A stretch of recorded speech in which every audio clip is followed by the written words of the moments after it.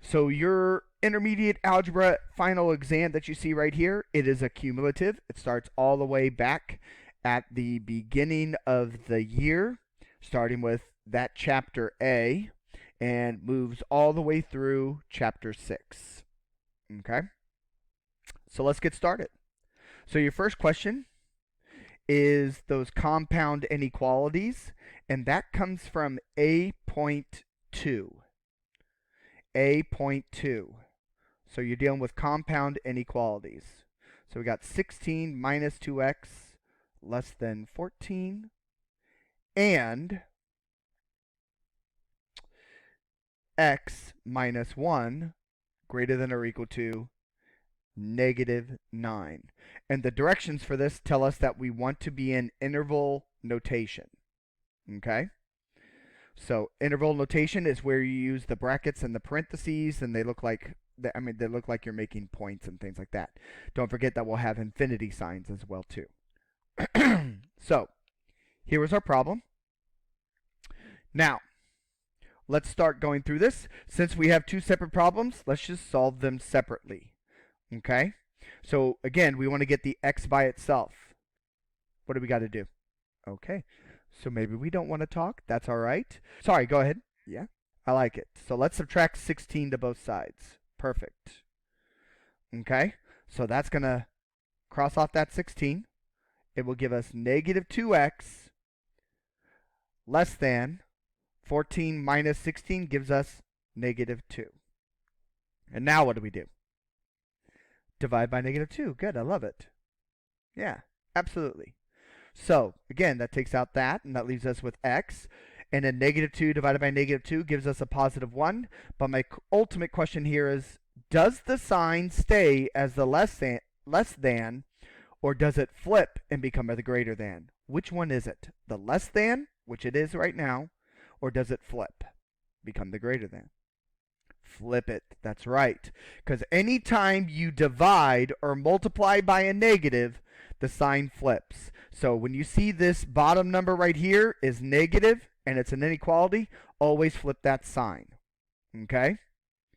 So that's very, very important. And I guarantee that on your exam somewhere, you're going to run into a case where you have to flip the sign because you're going to end up dividing by a negative number. All right?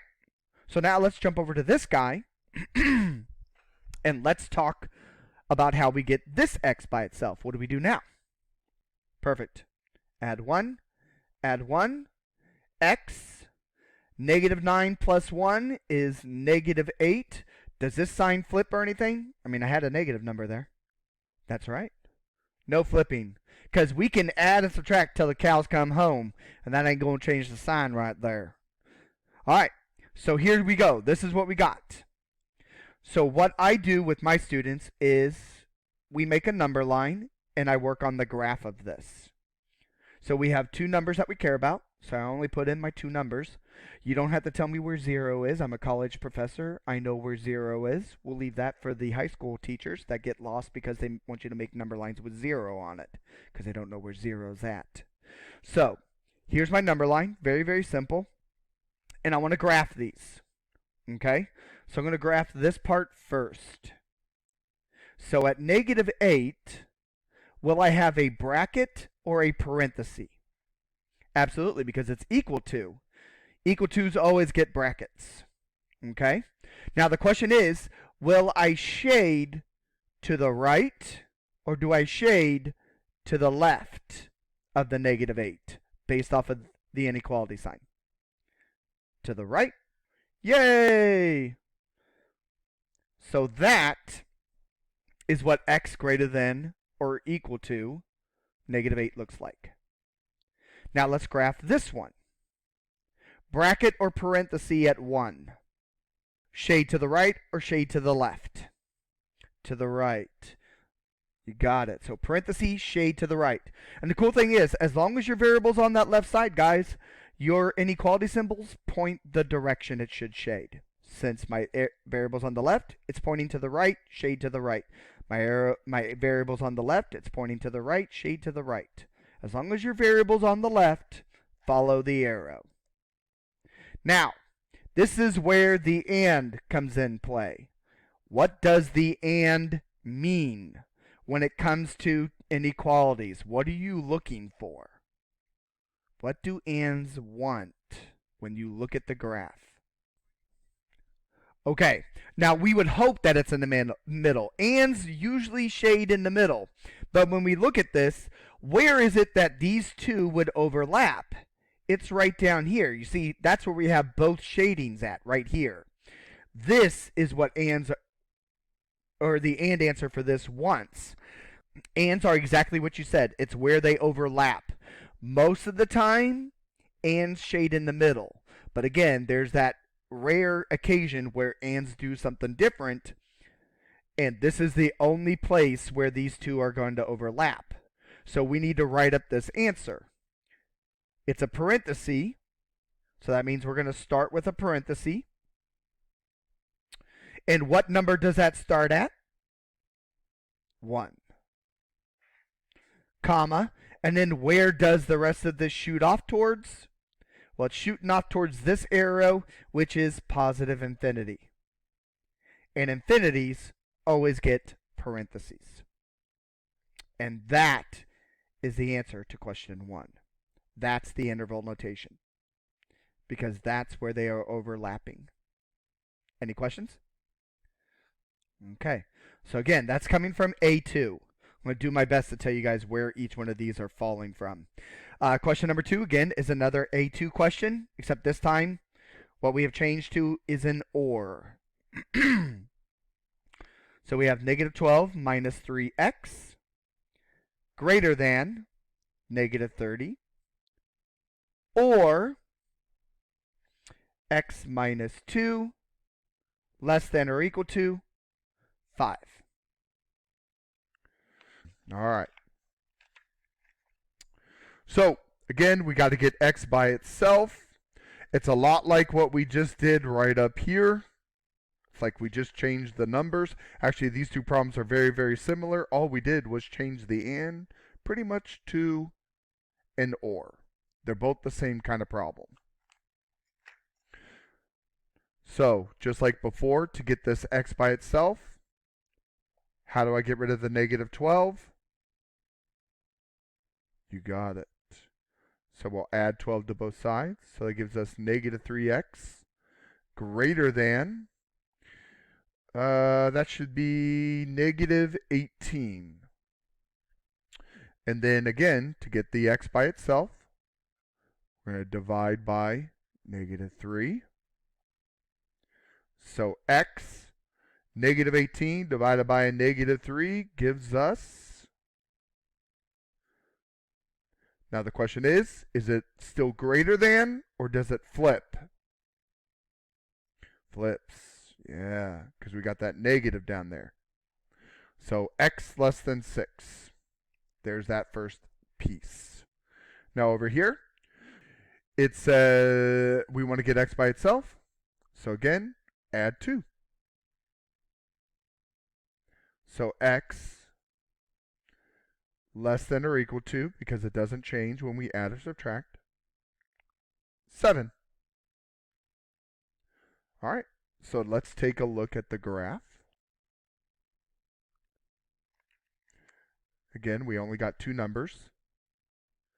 We got 6 and we got 7. Bracket or parenthesis at 6. Shade to the right or to the left? Left. Follow the arrow. So parenthesis, whee, sound effects included. Bracket or parenthesis at 7? Bracket. Right or left? All right. Now, what do ORs want? Ands wanted what was in common, where they overlapped. What do ORs want? Either one. Okay. Yes. So, in other words, if we're talking about either or, that means both of these work. Both of these will satisfy what we want.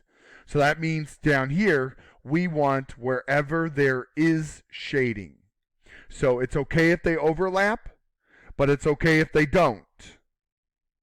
So where we want this entire piece right there. So it's okay that there's no overlap here because it's an or. Or says, give me everybody that is included in the shading. So where does our shading start? Down here. What is this guy? Because we always work left to right. Say it again. Negative infinity is correct. Bracket or parenthesis at negative infinity. Okay? And then where does my shading end? Right here. Bracket or parenthesis. At what number? And there's the answer to the or. Okay? Because ors want wherever there is shading. It doesn't matter if they overlap or not. That ors don't care about that. They're like, bring me everybody to the party. Any questions? Normally ors, so you guys, if you remember, normally ors shade to the outside, and you usually use unions with those. So sometimes there's not a union. This is one of those special cases where ors aren't shading to the outside like they normally do, and you have a union. All right. Question 3 is coming from A1. It's an absolute value. Okay, so here's question 3. So we got the absolute value of x plus 10 equal to absolute value of 4x plus 1. Okay, also, if you read these directions, look right here. It says where x1 is the smaller of the two answers. When you answer this on your exam, make sure your x1 is the smaller answer. x2 is the larger answer. Please pay attention to that. Please read the directions. It's called attending to precision. All right, so here's our problem. We know that we're going to have two answers. How do we do it? That's right. The first equation is usually the one that most of you get right. But what you're doing is you're making two equations. Okay? The first equation, all you have to do, drop the absolute values and solve. Drop it like it's hot. So that's what the first equation is going to look like. You just drop the absolute values and figure out what x is. All of you are really good at giving me this one. It's the second one that we have a downfall on. How do we make the second equation? What do we do to this?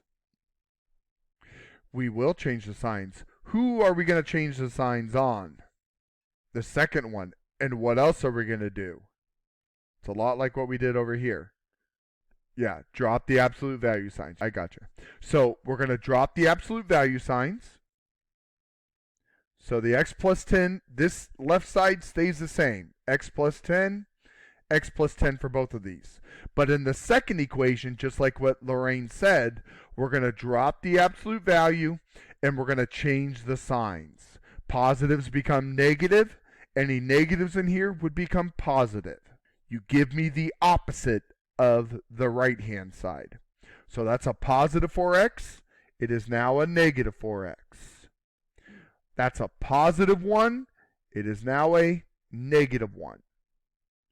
So again, to remind you, the first equation, just drop the absolute values, write it down, and solve. The second equation, drop the absolute values, make the right-hand side the opposites. Positives become negative, negatives become positive. All right, so let's solve. So what do we do first for the first equation? All right, so how do I move a positive 4x? So minus 4x, minus 4x. Remember, there's a 1 in front of that x right there. So that'll give us negative 3x plus 10 equal to 1. Now what? Minus 10 minus 10. Negative 3x equals negative 9. Now what? All right. Divide by negative 3, divide by negative 3. X is equal to? All right, so there's one of our answers. Now, which answer this is, we don't know yet, so don't put that in for x1. All right, so we're basically just going to kind of follow suit and do the same thing. But instead of getting rid of a negative 4x, or instead of getting rid of a positive 4x, we've got a negative 4x. How do I get rid of negative 4x? Add 4x. And again, there's a 1 there. So we have 5x plus 10 equal to negative 1. Now what? Minus 10 minus 10. 5x equals negative 11. Now what?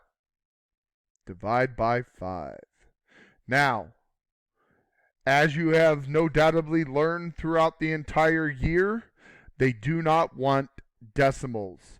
Everything that you pretty much had to put into iMath has been fractions.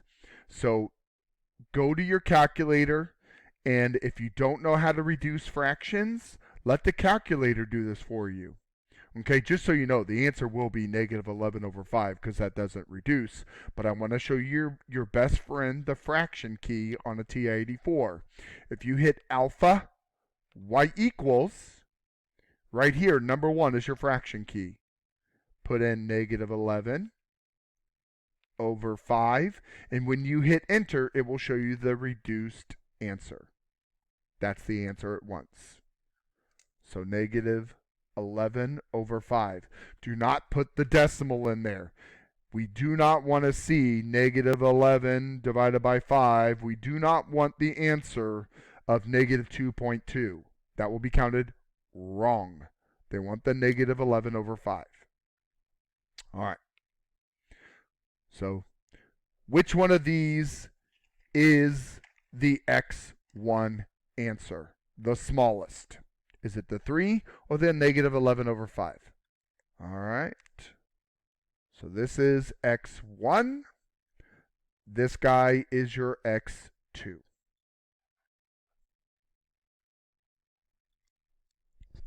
Okay.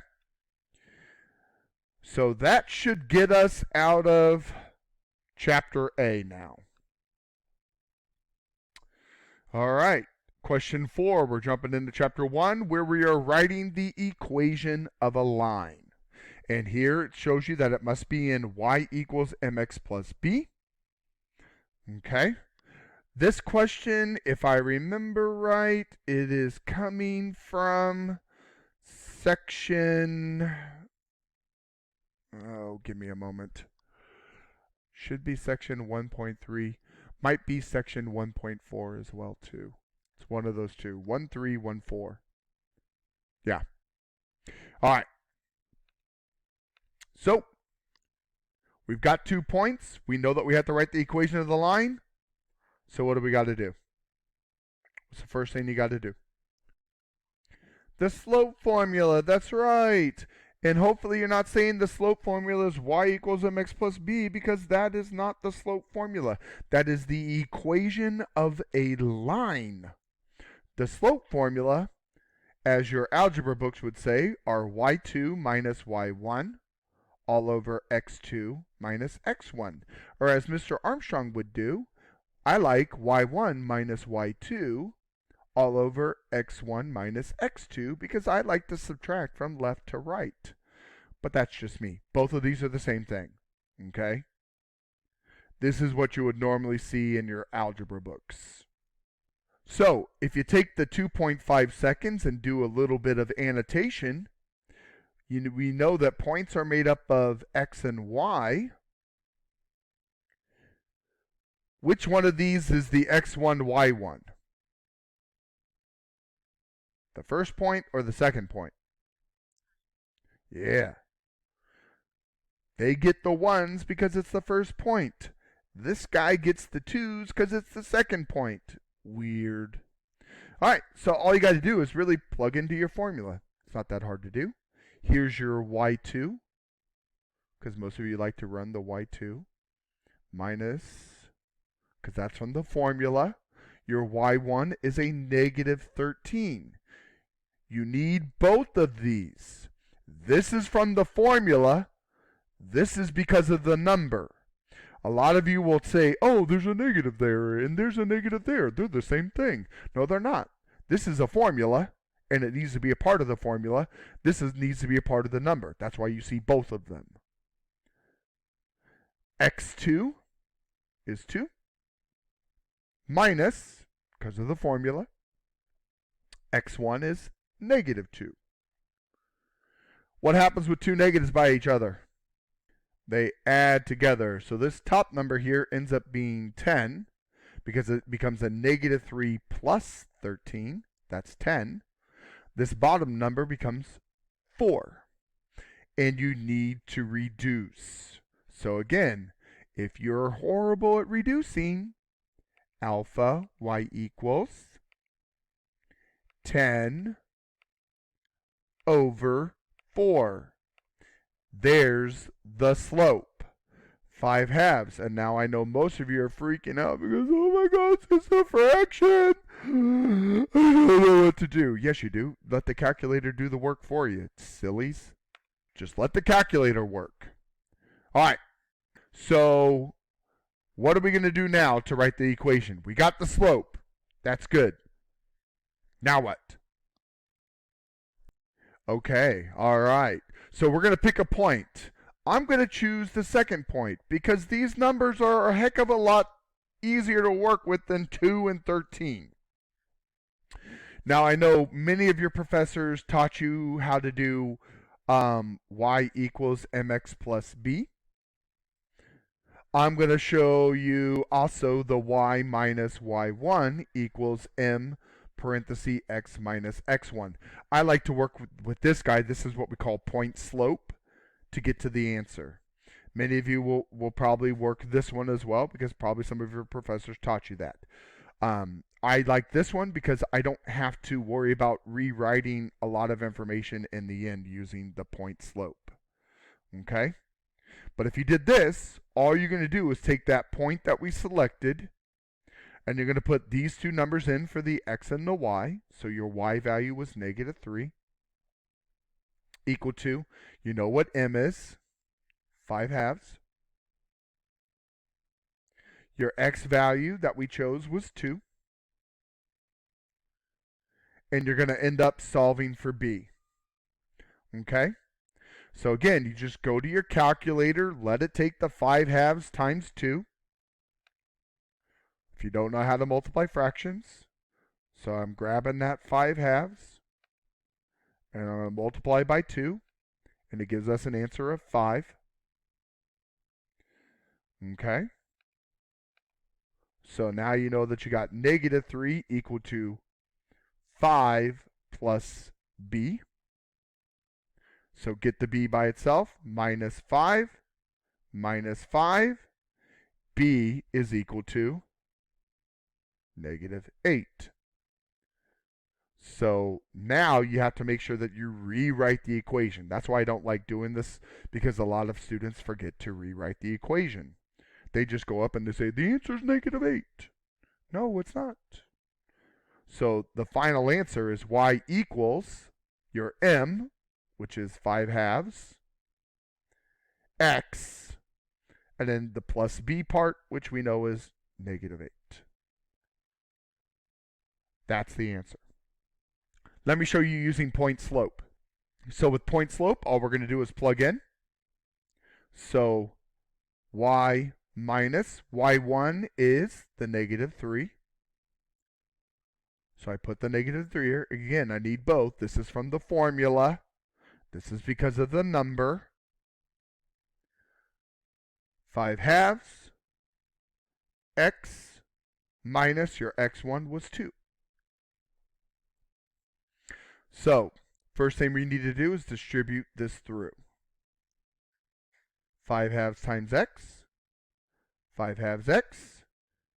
5 halves times negative 2, we already know that that is a negative 5. Two negatives by each other become a plus. Now all you got to do is get the y by itself. Minus 3, minus 3, and that brings us right back to this answer. Okay? So there you go. Any questions on number 4? I believe it's a 1.3 slash a 1.4. All right. Question number, what are we on? 6? Nope, 5. All right. Question 5. So question 5, again, this is coming from that, 1.4, section 1.3, 1.4. So in this, we are taking a point, 6 comma negative 8, and we want it to be parallel to this line, y equals negative 2x minus 1. So I kind of like just grab some information that's important. Again, we're writing the equation of a line, y equals mx plus b. So how I usually talk with my students about this is I have them kind of organize the information. And here's how I organize the information. You're working with two lines here. So we have a line 1. There's some sort of relationship.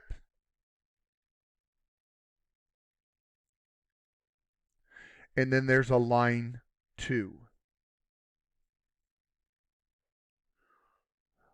Under line 1, I put whatever equation they gave us.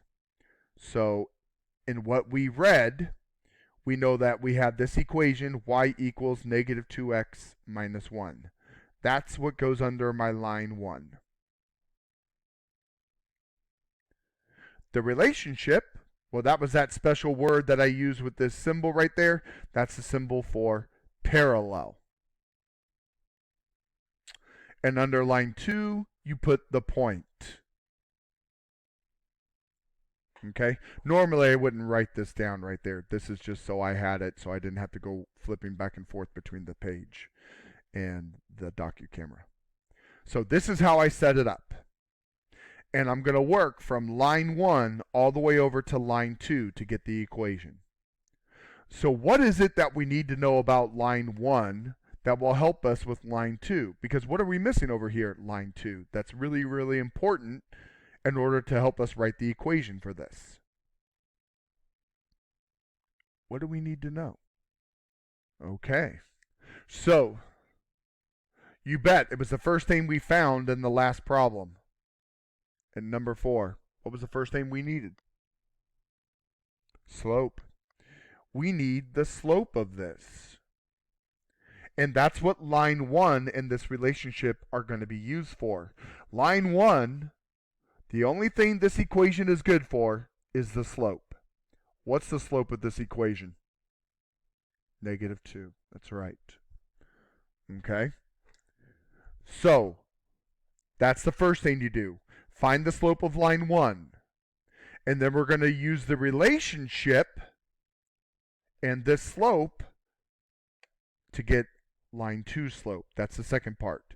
We're going to take our slope, and what does it mean to be parallel for this slope? What do we know about parallel lines and their slopes? What do we know about parallel lines and the slopes between these two? They have to be the same. That's right, the exact same. So this slope is negative 2. What's the slope of line 2?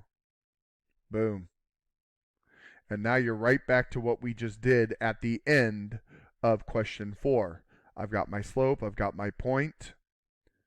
We can write the equation for that. The only thing that you need from that equation up there is just this. This is one of the most missed questions usually in algebra. And it's because we forget how to work this problem because we see a lot of words and we get confused by them. If you try and write this out, organize it a little bit, you'll be fine. Again, from line 1, all we need is the slope of that line. And then we use the relationship to help us get the slope for line 2, because that's what we're missing. And now we can write that equation using y equals mx plus b, or y minus y1 equals m parenthesis x minus x1. Real quick, the other relationship you might run into is perpendicular. So if this slope is -2, what would the perpendicular slope be? So you take the opposite and then what? Flip it. If you have perpendicular lines, you take the opposite of this sign, so that would make this positive, and then you would flip this number. What number is that 2 over? So when you flip that, it would be a positive 1/2 would be the perpendicular slope. Okay? So when you do perpendicular, give me the opposite sign and flip the fraction. If you don't see the denominator, it's a 1. Just be careful of that, because I know that perpendicular lurks out there. All right, so let's find the equation now. Let's wrap this up.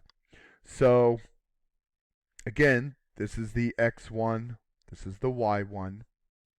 So your y value is -8, equal to your m is -2, your x is the 6, plus b. So what's -2 times 6? Yay! And then all we got to do is add 12 to the other side, and b is equal to 4. But again, you got to rewrite the equation. Y equals -2x plus 4. Again, that's why I don't really like this, because you have to remember to rewrite your equation and put everything together. That's why I like using point slope, because it's actually already all there. You just got to do a little manipulation. So y minus your y1 was -8, equal to m, which is -2, and that is x minus your x1, so -6. If we distribute through,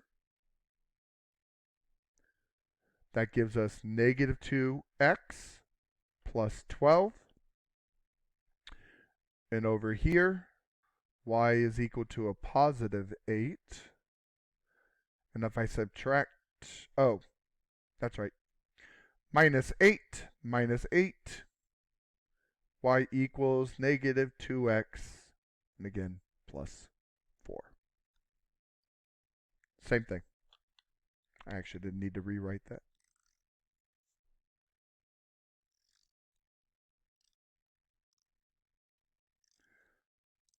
Again, I don't know how some of your professors have taught you. This is the way that I teach. I know some of them like to do y equals mx plus b. That's why I show both. And that's question 5. Any questions? And I'm pretty sure that this is not section 1.4 now. I know it's definitely 1.3. And the same on question 4. That's coming from 1.3. Fixing up my notes real quick for you. Okay, question 6. Let's see where we're going now. Yeah, so here in question 6, this is coming from section 1.5, and the same thing for question 7, coming from section 1.5. Okay, you're finding domain. And actually, this domain right here also can come from, I know it's 1.5, but you also did this in 4.1 as well. You found the domain of rational functions. All right. But you first saw it in 1.6. So we're going to find the domain, and again, it needs to be in interval notation. So we got this f of t equal to t minus 2 all over -6t minus 16. Okay. How do we find the domain for a rational? Come on, this should be one of the topics that are fresh in a lot of your minds. So there's something to deal with this denominator. So it's one of those cases where it makes there are some values that we don't like, and we want to know where those values are. That's right. Take the denominator, set it equal to 0, and solve. So, get the t by itself. So that means we add 16. Negative 6t equal to 16. Divide by negative 6. T is equal to, again, it wants the fraction. So if you don't know how to reduce fractions, alpha y equals 16 over negative 6. And there is the number. Okay. So, there's the number that we found. What about this number now and the domain? What do we do? So how does this number work into our domain? What about it? Do we like it? Do we not like it? No what? That's right, we don't like this. And the reason why we set this denominator equal to 0, because remember in rationals, this is a fraction. And can we have 0 in the denominator? No, that's why you set it equal to 0. So that means this number right here, this is the number that causes 0 down here. And that's why we don't like it. If you plugged in a negative 8 over 3 in here and multiplied all that out, you get 0. Okay? So, since this is the number we don't like, here's how we write up the domain. We like every number but this guy.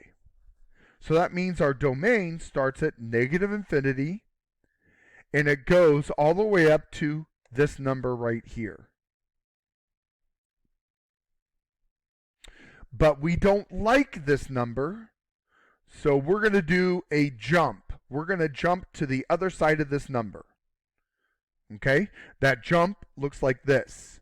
Parenthesis, union, parenthesis. This is what I call a jump. And it kind of looks like the beginning of the word jump. J-U, just no N-P. Okay? So we're jumping over this number, and we're going to pick back up right on the other side of it. So we jumped over negative 8/3, and we moved on towards positive infinity. That's the answer. We are only throwing out this number 8 over 3 because it causes 0 in the denominator. Any questions? Okay? And again, question number 7, as I said a second ago, it's also from 1.5. All right. So here's what we got. And again, it's asking about the domain. So that's definitely in 1.5 when you learned about this one. How do we find the domain for radicals? You got it. Take this piece under the radical, and you're going to set it greater than or equal to 0. Because we only like numbers under the radical, as you learned back in chapter 5. We only like numbers under this radical, since it's even, to be positive numbers. And 0, because we can take the square root of 0. The square root of 0 is 0. So we want it to be positive or 0. That's why we set it greater than or equal to 0. Because anytime we have a negative number under this, that's bad news bears. As you learned in 5.6, that's a complex number.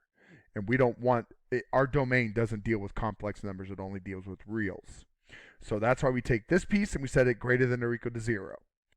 So now we get x by itself. So how do I move a plus 15? Or a negative 15? Darn, give away the answer. No, add 15. It's already a minus. It's okay. So 0 plus 15 is 15. And then now we got to divide by that negative 12. So x Well, again, if you don't know how this reduces, go to the calculator. I'm not going to show that part anymore. But this guy reduces with negative 5 over 4. Negative 5/4. Now the question is, what's the sign? Does it stay or does it flip? Flip. Again, we got that negative number that we're dividing by. It's all over this test where you will have to probably flip a sign. So these numbers right here, do we like these numbers or do we not like these numbers? No? No, actually we do. Because we're setting this greater than or equal to 0, that means that these answers are going to give us what we want under here so that we don't have complex. So this right here, this inequality represents where all the numbers will give us positive numbers under here and 0. So these are the good values.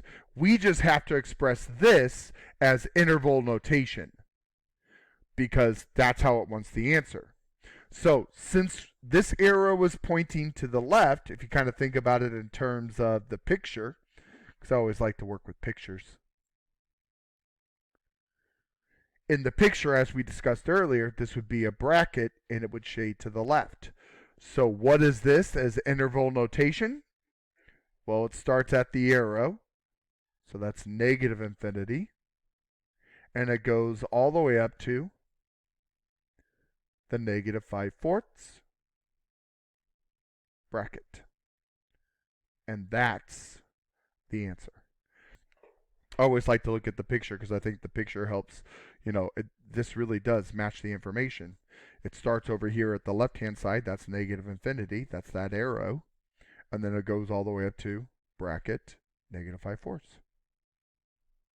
Any questions? Okay. Number 8. Okay, number 8, again, it's all coming from this 1.5 section. This is a word problem, but it's not that crazy of a word problem. They're giving you all the information right here. They're giving you this equation. Okay, so the monthly cost of a certain long distance service is given by the linear function c of t equals 0.04t plus 3.08, where c of t is in dollars, and that's the cost. T is the amount of time in minutes called in a month. Find the cost of calling long distance for 314 minutes. Okay, actually we just asked the question twice in here. Find the cost, and then right here it says based on the given information, what is the cost of calling long distance? So these two are asking the same thing. It's like a double question that's asked the same thing. Weird. It's all right though. So I'm going to write down the equation. C of t equals 0.04t plus 3.08. Now this number, 314, is it going in for t or is it going in for the c, which represents cost? Which one is it? Because we got to plug this number in somewhere. Does it go in for c or does it go in for t? Yeah, it's in for t because right here it says t is the amount of time in minutes. This is time. This is minutes. That's t. So all they want you to do is plug in. That's all question 8 is. C of t equals 0.04 314 plus 3.08. Just go to your calculator, let it do its job to figure out the cost. So I'm going to go to my calculator, 0.04 parenthesis 314, close the parenthesis, plus 3.08. That looks just like how it is written on my paper. That's why I love the TI-84, because I can put it in the exact same way it looks as the way I write it. So all I do is hit enter, and there's your answer. $15.64.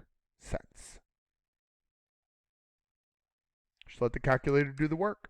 Any questions on number 8? All right. So the next questions are jumping us into chapter 2, where we talked about elimination and all that good stuff. So 9, 10, and 11 are chapter 2. Question 9 is coming from 2.2. Question 10 is coming from 2.3. And this question right here is probably coming from 2.2, but it could be a 2.3 word problem as well. So question 11 is either in 2.2 or 2.3. It's a word problem. And both of those sections had word problems dealing with systems. Okay? So question number 9 is definitely 2.2 because that's where you learned elimination. So I'm writing down the problem. Negative 5x minus y equals negative 13. 4x minus 2y equals 2. All right. So as a kind of rule of thumb, as I told my students, it says elimination, but this is your test. I'm not really collecting the work for this. Unless your professor's collecting the work, you know, if you don't have to show them the work on this problem, you can do any method you want. If you like doing graphing, you could totally graph this problem to figure out the answer. If you like doing elimination, which is what it said to do elimination on it. If you like doing substitution, you can definitely do substitution on this problem. It's really your call. But I will let you know the method they tell you, that's probably the easiest method to use out of everything. So they want elimination. How does elimination work? What do we got to do? Add what? Add the two equations. So add down. Okay. Well, if I add down right now, we're not eliminating anything. What do we want to do with elimination? You're getting to the process. We'll get to that process. Why do they call it elimination? Yes, we want to add down. But that's not going to do any good for us right now. Okay, good. Yeah, we want to eliminate a term. We want to eliminate a variable. So elimination, these methods, the substitution, elimination, and all that stuff, you have to be very active in it. You have to take a stance. So in this, we're either going to eliminate the x or the y. So you have to take a pick. You got to pick one. So whoever tells me the first variable, that's the one I'm going to go for. All right, y it is. And y would be the one that I would choose. So in order to eliminate y, I've got to have the same number in front, and one of them has to be positive, one of them has to be negative. So first things first, before we get to the positive negative part. I have a 1 here in front of the y. What number can I turn both of these into? We can turn them into a 2. So I'm going to have a 2y and a 2y. Now one of these has to be positive, one of these has to be negative. Which one is going to be the positive? Which one's going to be the negative?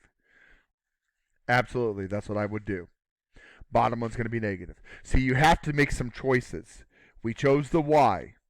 We chose what number to put in front of them. It doesn't have to be 2. I could have turned these both into a 4 or a 6. Okay? But we chose 2. 2's the easiest. And then you have to choose which one to be positive, which one to be negative. You can't do elimination without making some choices. All right, now, look at the top one. This is not a positive 2. This does not match. So what am I going to multiply a negative 1 by? I need to multiply the negative 1 by something to give me a positive 2. What would I multiply negative 1 by to give me positive 2? 2. Yeah.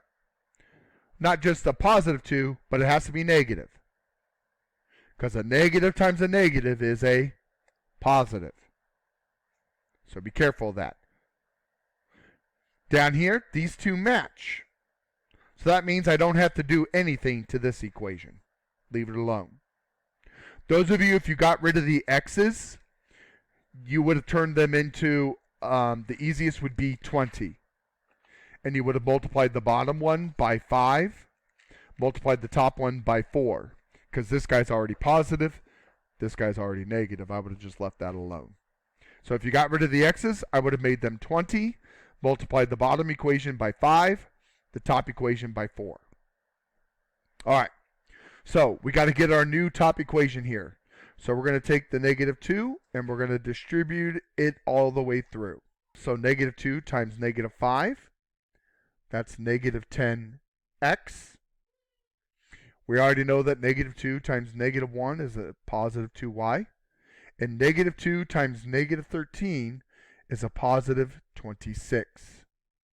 The bottom equation we didn't do anything to, so we're just going to write it down the way it is. 4x minus 2 equals 2.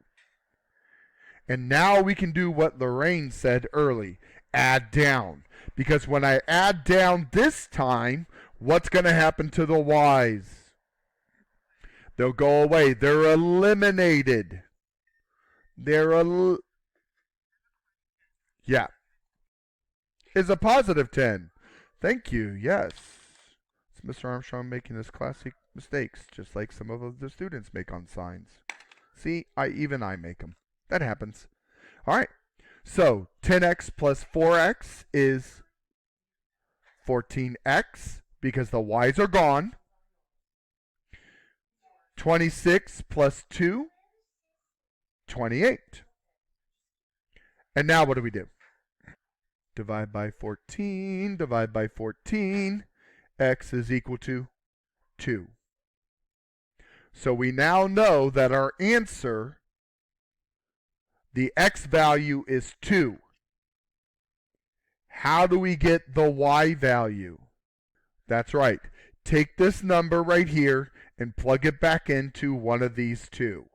I don't plug it into one of these two because if I made a mistake and math magic is on my side, if I plug back in here to one of these two equations, my math magic might not be so good this time and I'll end up messing up. So that's why I always take this number and I plug it back into one of the originals because I know these are written correctly. Just like what would have happened a second ago. I would have had a negative 10 right here and I would have totally messed up. Okay? So I'm going to plug into the I'm going to plug into the bottom one. It's easier to work with. Smaller numbers.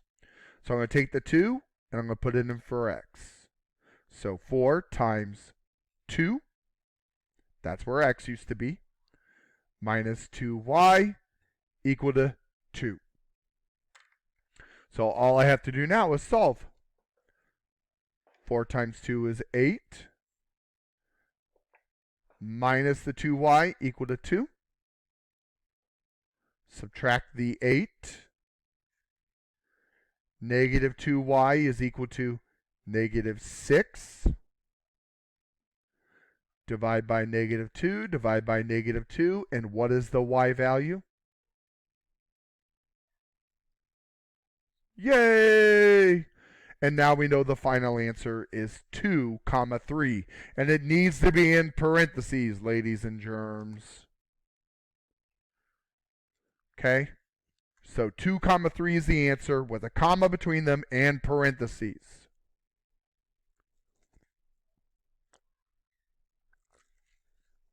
Any questions on number 9? Okay. Number 10, like I said, is coming from 2, 3. And they want you to use substitution. And I agree with them because this thing is already ready to go for substitution.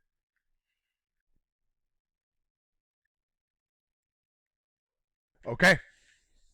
So I've got my problem written down. All right.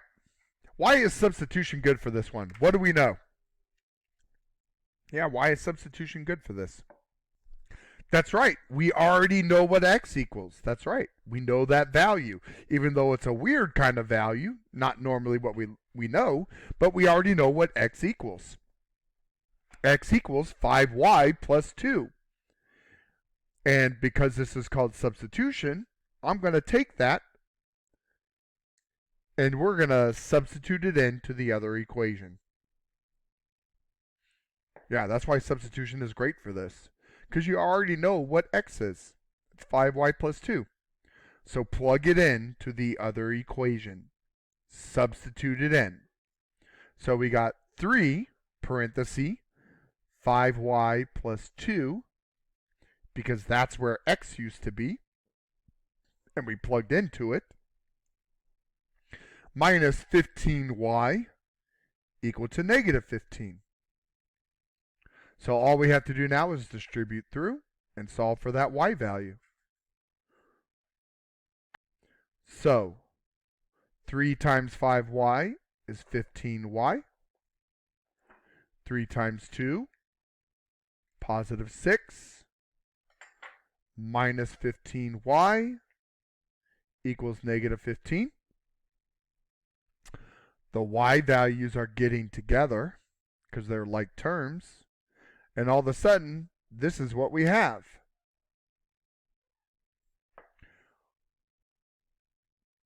What does that mean? My variable's gone. Did you say it means I'm a dork? That's true. I agree. Oh, it doesn't work. Okay. But what's the answer then? This led to one of two type of answers. Is the answer infinity? Or is it no solution? It's one of those two answers. How do we know that, Naomi? That's right. Because these two are not equal. This doesn't make any sense. So that means when you write your answer, this is a DNE, comma, DNE answer. If these two numbers were the same, then it would be infinity, infinity. But because these two numbers are different, it's a no solution.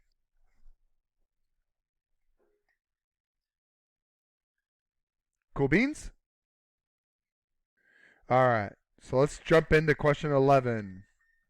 Word problem, but it's not that bad, I promise you. This word problem, usually when word problems come at you with systems, they come at you either as a translation word problem, or, as in the case that we have here, they're giving you two standard form equations. Remember, standard form equations are ax plus by equal to c. How I know these are standard form equations is because you have totals. Okay, whenever you have a total, it's a standard form equation for you. I promise, especially when you're dealing with linear equations.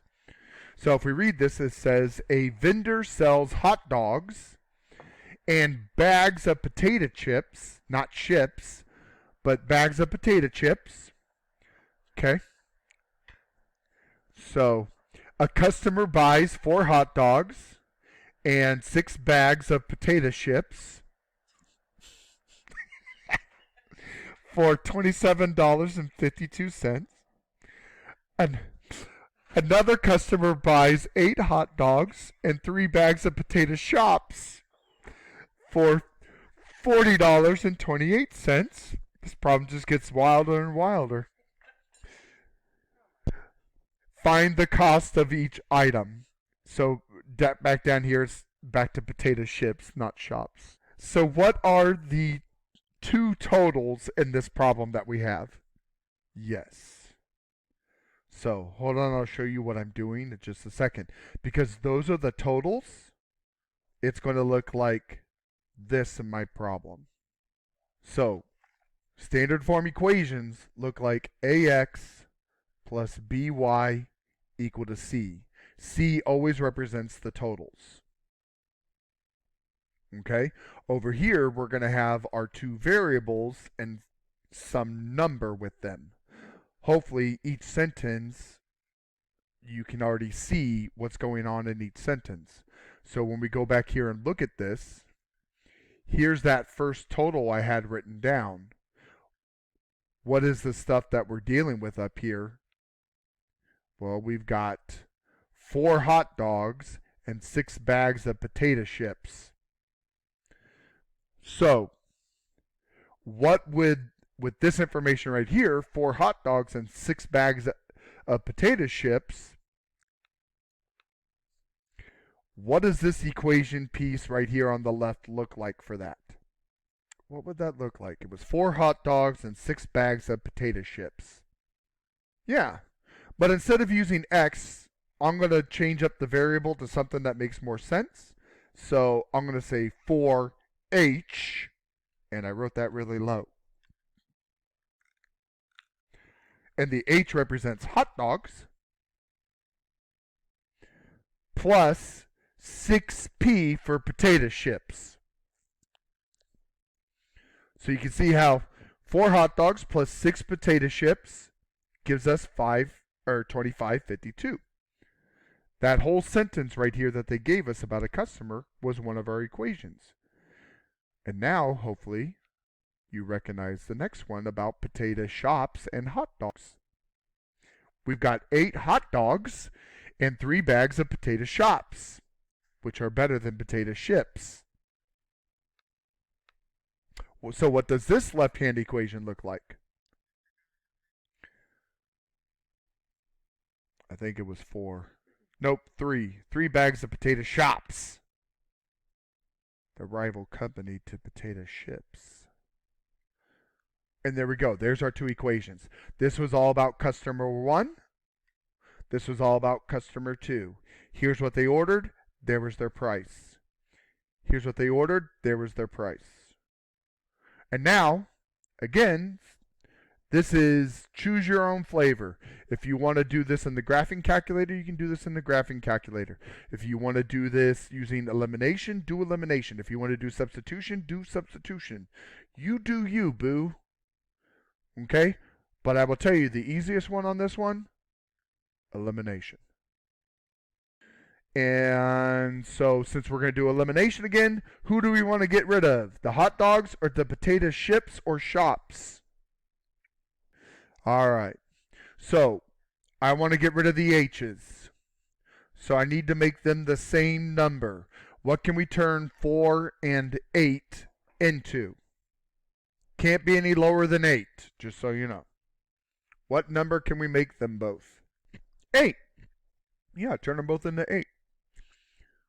Who do we want to be the positive? The top equation or the bottom? Okay, so the top is going to be negative then.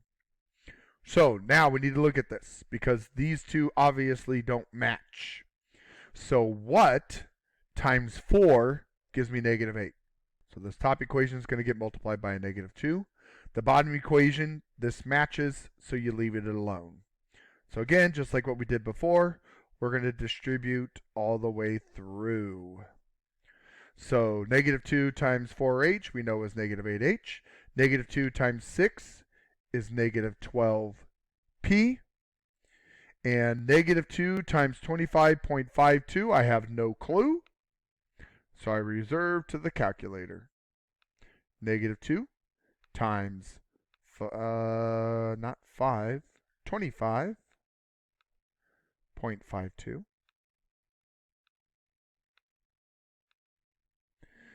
So negative 51.04. Okay. So the bottom equation stays the same.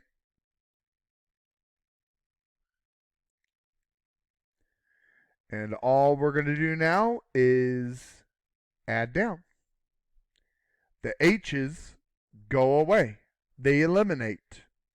Negative 12p plus 3p gives us negative 9p equal to, and then go to my calculator. I'm going to grab that answer right there and add 40.28. Negative 10.76. So how do I get the p by itself? Divide by negative 9. So potato chips and potato shops cost. All right, let's double check. Verifying that with the calculator. All right, so because this is a repeating decimal, we need to go look at the directions. It says write the answer as a whole number or decimal rounded to two decimal places. So because this is 0.5, it's not 19 cents. It's $1.20. So potato shops cost us $1.20. Okay? All right, so how do we figure out the potato chip or the hot dogs? We need to plug back in. This is one nasty problem. So we're going to go back into one of our originals here and plug in our $1.20. Which one? It doesn't really matter. So I'll let you guys pick. You want the top equation or the bottom one? Okay. So we're going to plug into the top equation. So that will give us 4h plus 6 times $1.20 equals 25.52. So we're going to multiply 6 times $1.20. Whoops. Too many decimals. Delete. And that gives us 4h plus 720 equal to 25.52.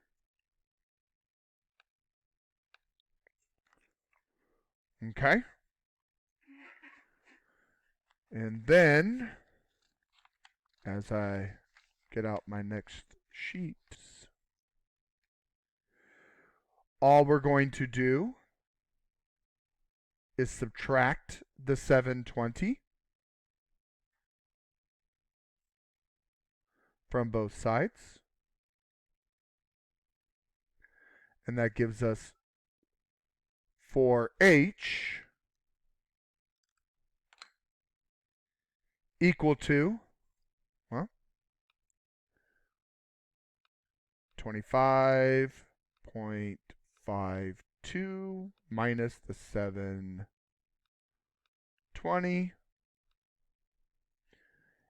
18.32. And finally, last but not least, divide by the 4. Because that's how we're going to get that 4h by itself. Or get the h by itself. Divide by 4. So go back to our calculator. Divide by 4. And hot dogs are $4.58. Okay? So then all you have to do is just put those answers in the correct spots. Potato chips, $1.20. Hot dogs, $4.58. Okay? Any questions about number 11? And again, this one is coming, it probably came from 2.2, but I also know that in 2.3 there's similar word problems just like this. So when we write the answer, hold on, let me mark down where these are coming from. So when we go back, all you're doing is putting the answers where they go. So the hot dogs, so in this blank you would put $4.58, and in this blank you'd put the $1.20. Yep. All right. Question number 12 takes us into chapter 3. They want you to perform long division. This is coming from 3.4. 3.4. Okay? So, long division. We've got this x squared plus 10x minus 5 all over x minus 9. All right, so when we do long division, Remember that the numerator goes under the division sign. X squared plus 10x minus 5. Remember that this needs to be in standard form. And if there are any missing powers, you need to have place values for them. So if you look at this, it goes 2, 1, none. That's good. I'm not missing any powers because 2, 1, none is how we count. 2, 1, 0, that's good. So I don't have to have any place values, and this is in standard form. Remember, standard form goes from the highest power on down. The denominator polynomial goes out front. And now you start your long division. Remember, long division is all about getting rid of this value that's right there. So we're going to think, what times x will give us x squared? What times x gives you x squared? X. So that's our top value. Now this x is going to multiply both of these. So it's getting distributed through. So x times x we knew was x squared. That's not anything new. X times x is x squared. X times negative 9 is negative 9x. And then what do we do now? Subtract down. And some of you, your professors probably just said add down after you change the signs. So a positive x squared becomes a negative x squared. A negative 9 becomes a positive. I always just keep it as subtraction because that's what's really going on. It's subtracting down. And I write out the subtraction that's going on right here. So that way I know what I'm looking at. So this is 10x minus a negative 9x. I always write that out. Because what's really going on here is you're going to end up with a 19x minus 5. Because a negative by a negative becomes addition. This is really adding down because of the subtraction. And then now you just repeat that same process again. What times x gives us 19x? What times x? All right. Positive or negative 19? So we're going to put plus 19. And again, all we're going to do is multiply that through. So 19 times x is 19x. No surprise there. 19 times negative 9, I have no clue.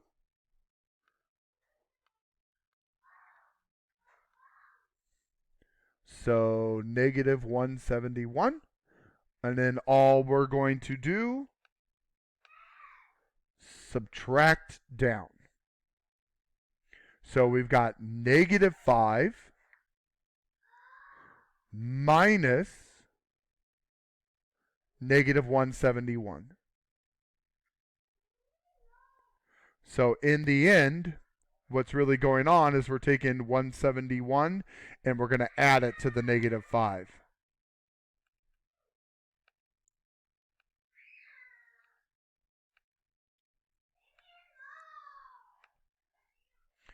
So we got 166. Okay? So in here, it just wants to know what the quotient and the remainder is. So when we look here, our quotient is x plus 19. That's the quotient.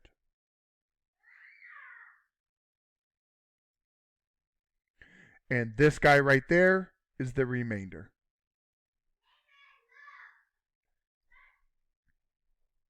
Any questions about number 12? Okay. All right, jumping over to number 13. This is coming from 3.6. And you are being asked to factor a cubic. So, when factoring cubics, you need to remember that there's only one way to factor cubics. You have to know the formula. Okay? So remember there are two formulas. The sum of cubes and the difference of cubes.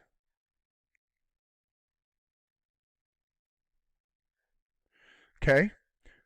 Sum of cubes looks like this. A cubed plus B cubed equal to A plus B, parenthesis, A squared minus AB plus B squared. A difference of cubes looks like A cubed minus B cubed. And it's pretty much the same formula, but the only thing that happens is these two signs right here flip-flop spots. So it's A minus B, A squared plus AB plus B squared. So you have to be able to look at this and know which one do we have. So do we have a sum or a difference? Okay, so that means we need to figure out what A and B are. In order to do that, all you're going to do is you're going to cube root the first term. So our first term up there is x cubed. What's a cube root going to do to a power of 3? Make it go away. That's right. Cancels out. And that's x. This guy is a. Then you're going to take the cube root of the second term. So we're going to take the cube root of 1. What's the cube root of 1? This is b. All you do now is fill in. So parenthesis, my a value is x plus my b value is 1. And then now we factor the rest of it. I need to square the a value. So what is x squared? X squared. Minus, I need to take a times b. So what do I get when I take x times 1? 1x. And then I'm going to have a plus. And then I need to square the b. So what is 1 squared? 1. And that's it. Figure out your a and b, and you got to plug into the formula. And that right there wraps up Chapter 3. Any questions so far? All right, so the next few questions, let's see here. Yeah, so the next questions, 14, 15, 16, and 17, they're all coming from Chapter 4. 14, 15, 16, and 17 are all coming from Chapter 4. Okay? Chapter 4 was all about rationals. So the first question, 14, I believe that's coming from section 4. It's either 4.2 or 4.3. I think it's 4.2. I believe that's 4.2. Okay? And so they are asking you to add and subtract the two. Now notice that there's a negative right here in front of my fraction. If you have a negative in front of your fraction, what can we do with that negative? Well, kind of, depending on what you want to do with it.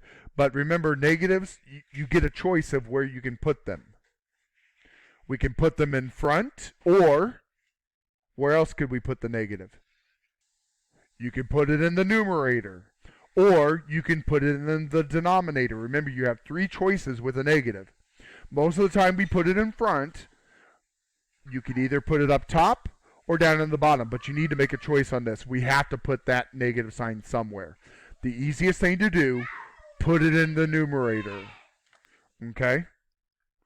So I'm going to move that negative to the numerator. So I'm just rewriting my problem. All right. So here's what we got. So we took the negative and we put it in the top. That's all I did right there. All right, now, what do we do in order to add and subtract? What do we got to make sure of before we can add and subtract these? How do you add and subtract fractions? That's right, we got to have a common denominator. So we got to find that LCD, because I guarantee you these are not going to have the common denominator. But before we can find that LCD, what do we need to make sure of with all these denominators? They're factored. So this piece right here factors. What does it factor to? What does this factor to? You got it.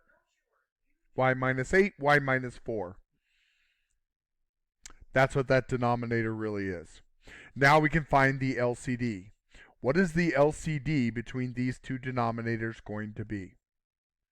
That's correct. Y minus 8 and y minus 4. Because these two cover the first. And then right there, this guy covers the second. See, y minus 4, y minus 4. So now we need to make our new fractions, where both of these have y minus 8, y minus 4. Y minus 8, y minus 4. So notice these two denominators match. So do I have to manipulate this problem any? These two denominators match. So do I have to manipulate? No. So leave the numerator the way it is. These do not match. What is this denominator missing? So we need to multiply top and bottom by y minus 8. Top and bottom need to be multiplied by y minus 8. So that means the 7 is going to distribute through there. So that gives us 7y minus 7 times 8 gives us, what, 56? All right. And now that we have like denominators, now we can do the adding and the subtracting.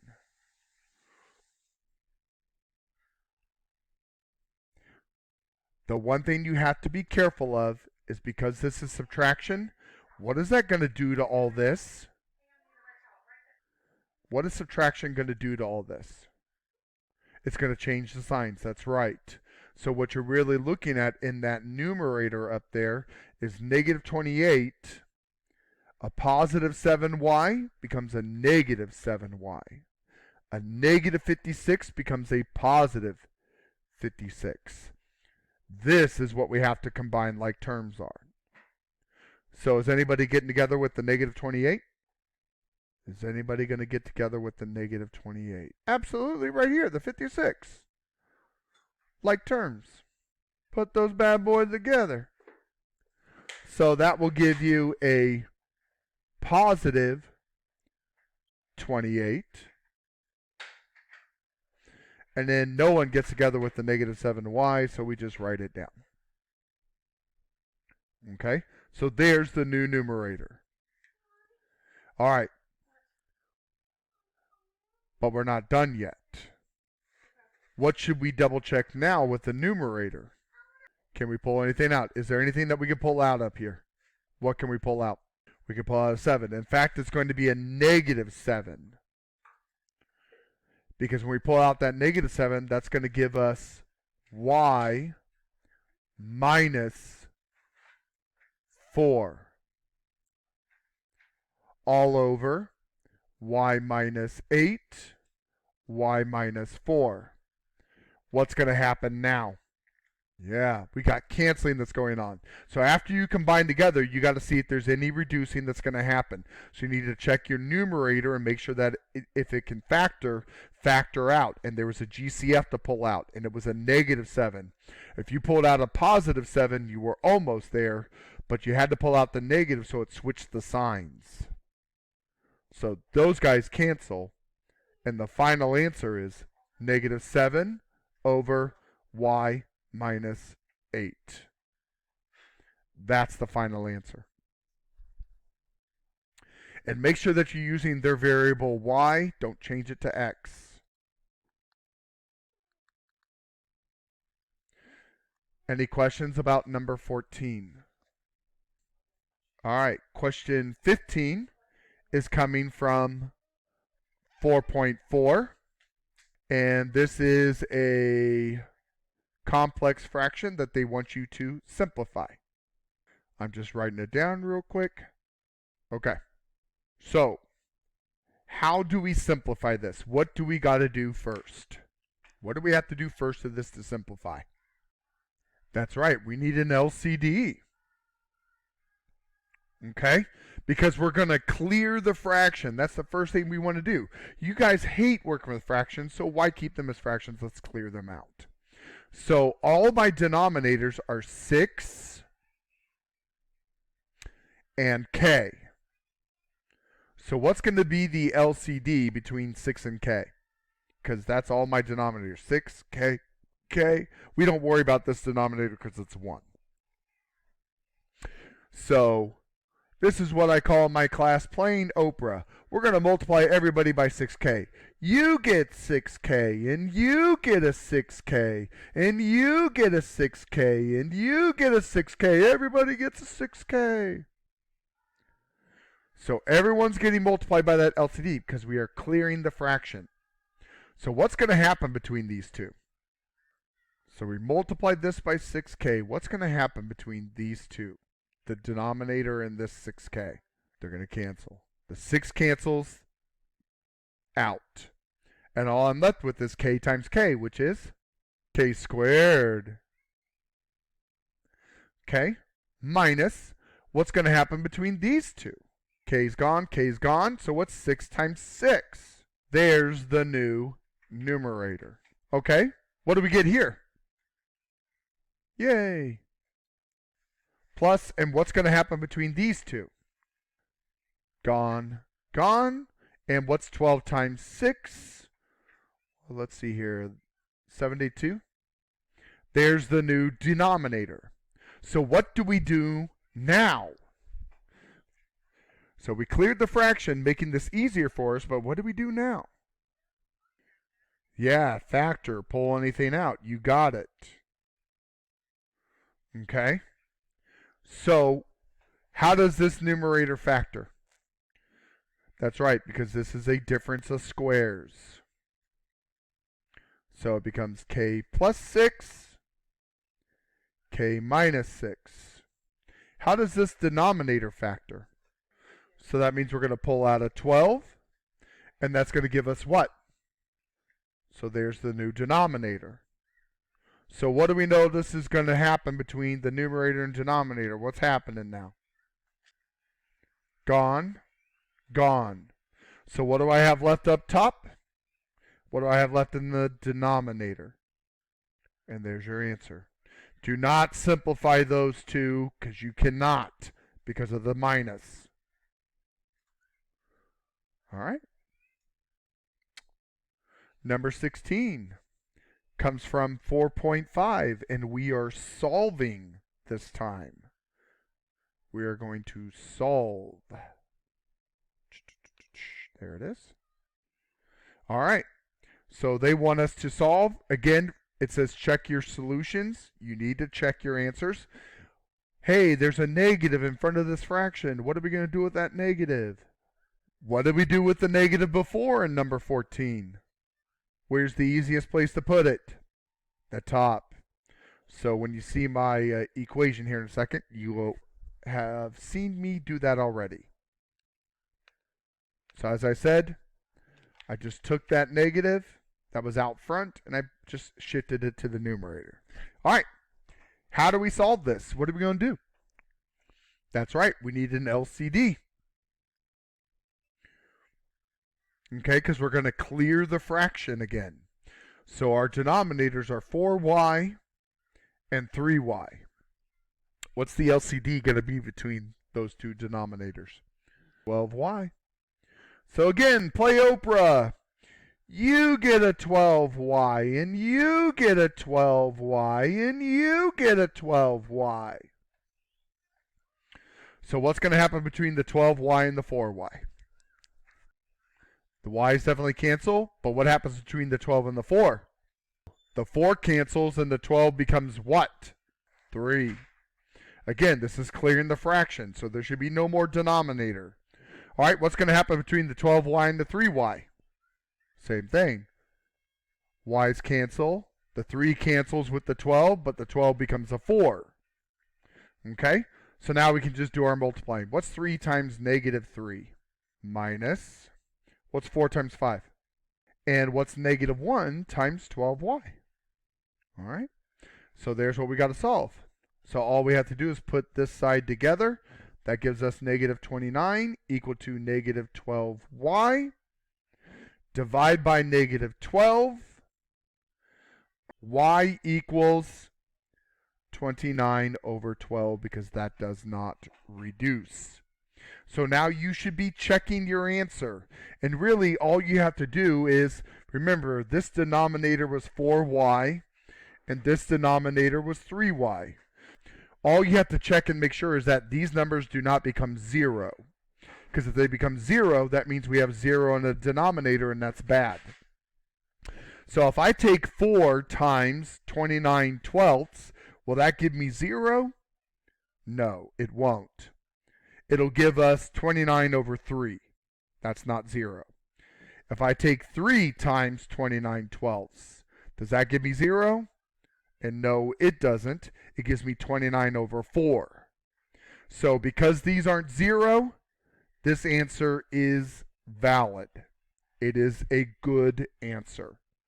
If any one of these turned to 0, we would have thrown that out. Any questions about number 16? Okay. Number 17. So number 17, I believe, is also coming from 4.5. Yeah. The word problem. And it says Jenna can make a quilt in 4 days, and her grandmother can make a quilt in 8 days. Working together, how long should it take them to complete the task? All right, so show you kind of a neat little trick. These problems always have this pattern.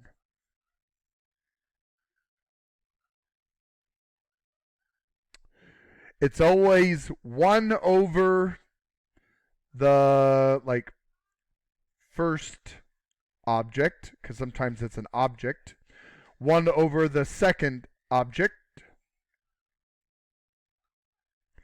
and then it's equal to 1 over the two objects working together. Because I know in some of your guys' homework, it's also talked about printers working together to print like a notebook and things. Okay? So, in this is the layout of question number 17. We just got to fill in. So this says 1 over the first object. Well, what was the first object we talked about? Jenna. How long does it take Jenna? 4 days. So that's 1 over 4. Plus 1 over the second object. What's the second object? Her grandmother. What do we know about a grandmother? It takes 8 days for her to make the quilt. We want to know, oh look, working together. That's what we want to know. So that will be 1 over x. So that is what this word problem looks like. Here's Jenna. Here's Grandma. Here's working together. So, how do we solve this? What are we going to do? How are we going to solve this? Find that LCD. It's not just 8, though. Your denominators are 4, 8, and x. So what's your LCD going to be?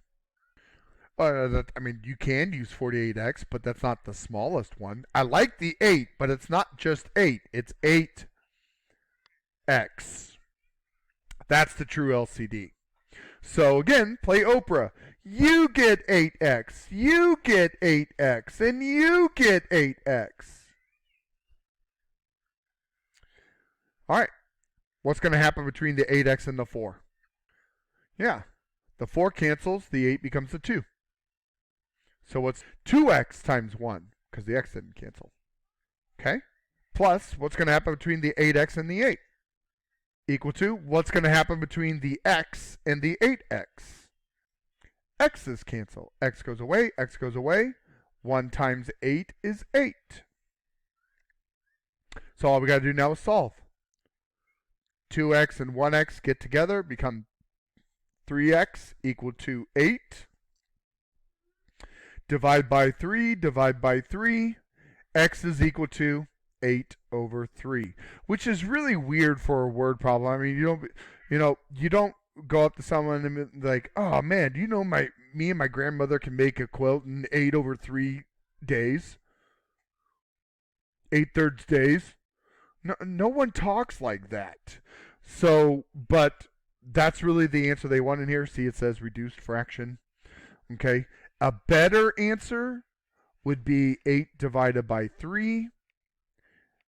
And be like, me and my grandmother can make a quilt in about 2.5 days. See, now that makes more sense. But I'm not the writer of these problems. I'm just letting you know how to answer them. All right. So there you go. And there's no need to check that one. It's a word problem. It makes sense. And there was only one denominator of the x. So if I put 8/3 into that, that's definitely not 0. So it's good. Okay? All right.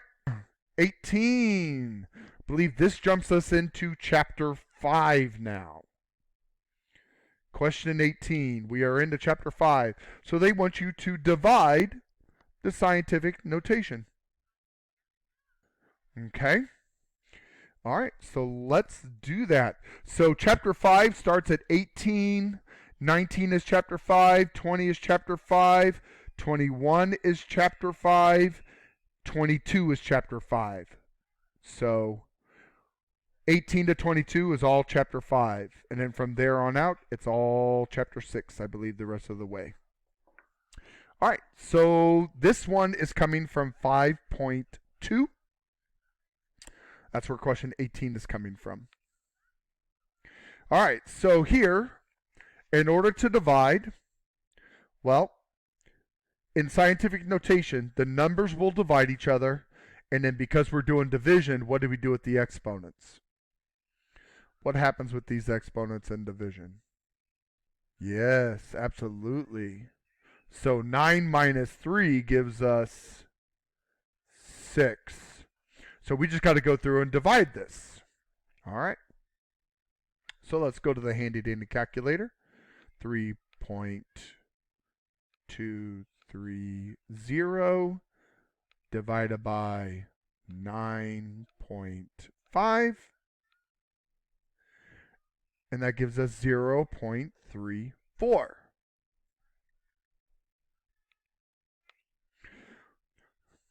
But this answer is not complete. Okay?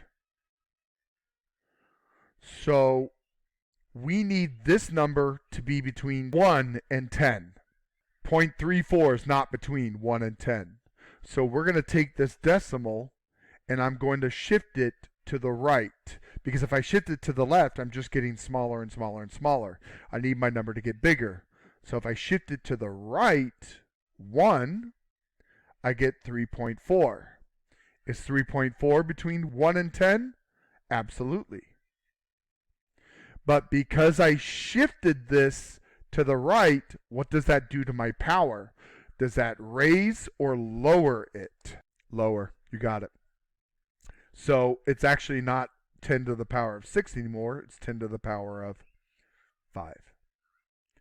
That's the scientific answer. 10 to the power of 5. Any questions about number 18? If we would have moved the decimal to the left, we would have added powers on. But because we shifted to the right, we took away a power.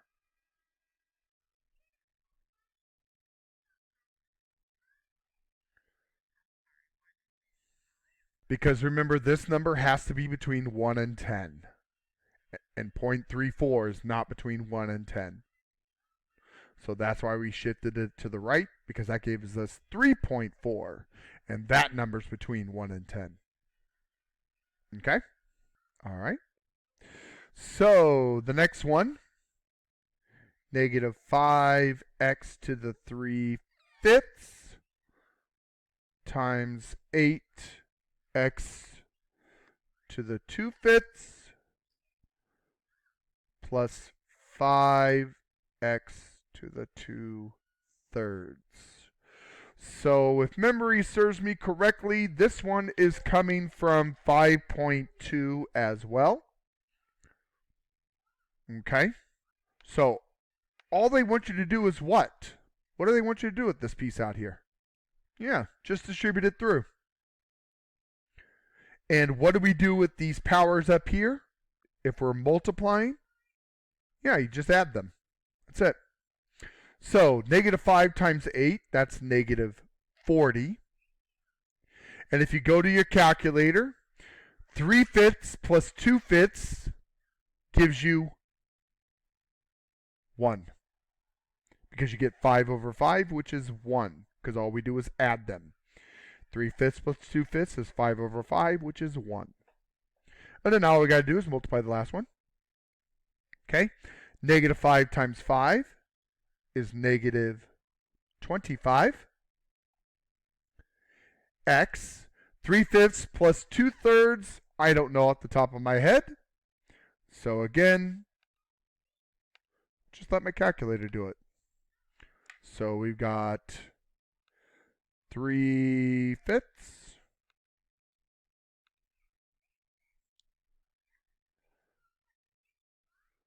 plus 2/3, alpha y equals 2/3,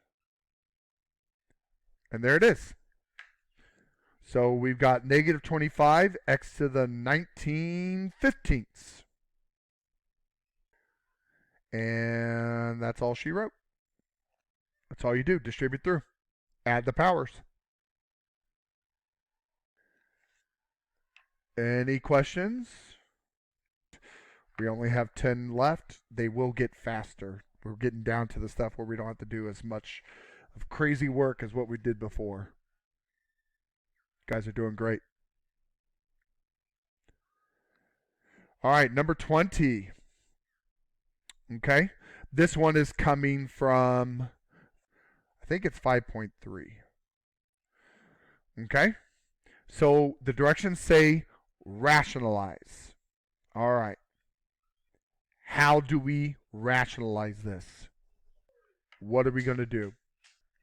Yes, that's right, because some Joe Schmo long ago said, I don't like radicals in the denominator because they're irrational numbers.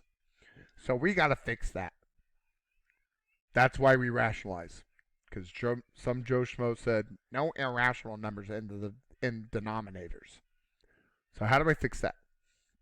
We're going to have to multiply the top and bottom by something. What are we going to multiply by? Conjugate. What is the conjugate of this? All you do is you change the minus to a plus. Conjugate just says change the operation. So what was once minus becomes a plus.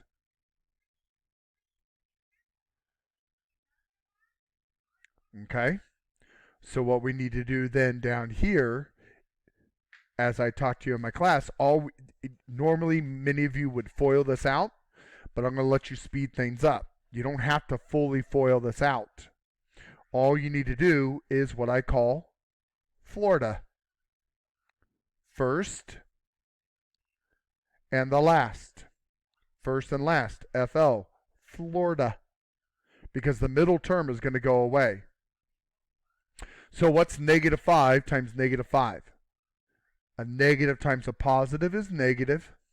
And what happens when I take the same radicals and I multiply them together? So if I take the square root of 20 times the square root of 20, what's going to happen when I multiply these two radicals that are the exact same? To speed things up? Well, yes, and then that just becomes the number 20. When you multiply two radicals that are the same, all that happens is the number pops out. See, notice no more radical down here. All gone. So what's 25 minus 20?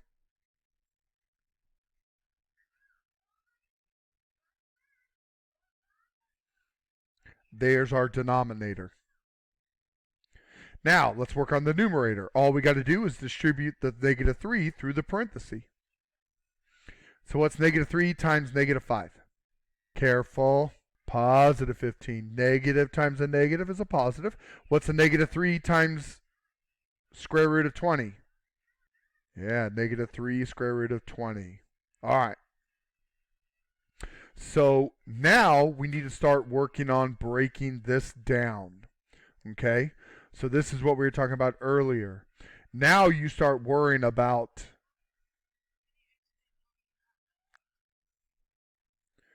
a negative 3 times what number's in front of this radical? There's a 1 there. So what's negative 3 times 1? Negative 3. The radical 20 comes along for the ride. Does that make sense? Okay. So what we need to do now is we need to reduce this radical. So we got the square root of 20. What is the largest perfect square that will divide 20? Remember, perfect squares are a number times itself. 4, 9, 16, 25, 36, 49. Those are all perfect squares. Can't 20 be divided by 4? So that gives me 4 and 5, right? And what's the square root of 4? So that's what we had earlier, 2 square roots of 5. So I'm going to take this, 2 square roots of 5, and replace this. Okay? All this up to here was rationalizing. So now we're in the phase of simplify. So this 2 square roots of 5 is going to replace that. That's going to give me 15 minus 3, 2 square roots of 5. All I did was replace it with the simplified. Does that make sense? Now what's 3 times 2? So these two have to multiply together. Minus 6 square root of 5 all over 5. Oops, sorry. Okay. Now look at your numbers out here. 15, 6, and 5. Is there a number that divides all three of these? Then that is the final answer. If there was a number that divided all three of these, we would divide them by that.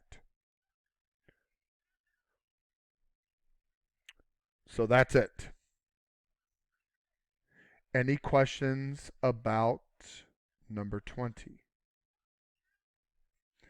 All right, question number 21 is coming from section 5.5, and we are going to solve.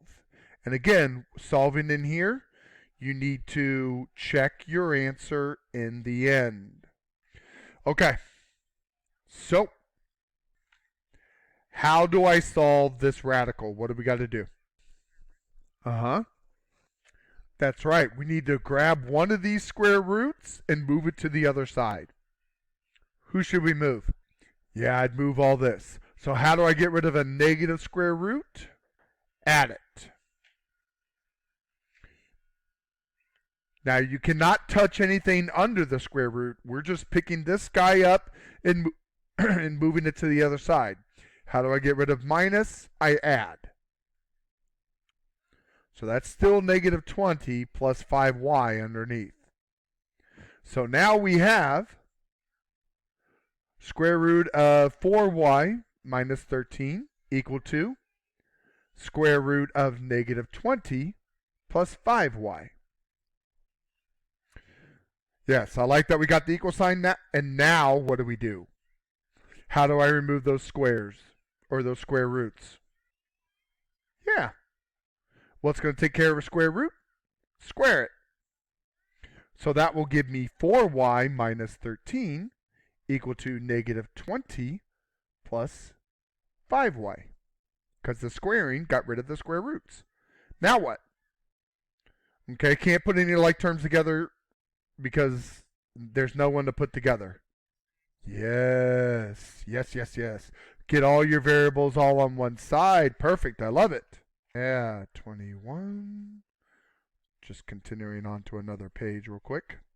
So 4 minus 5y gives us negative 1y minus 13 equal to negative 20.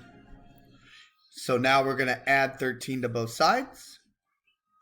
And that will give us negative 1y equal to, well, negative 20 plus 13 is a negative 7. And then divide by negative 1. Y is equal to 7. But again, you're going to have to check this because this is one of those radical problems, just like what you had to do in 4.5. You had to check your answer. So doing our quick check, we're going to take that 7 and we're just going to plug it back in and make sure that we end up with the answer of 0 in the end.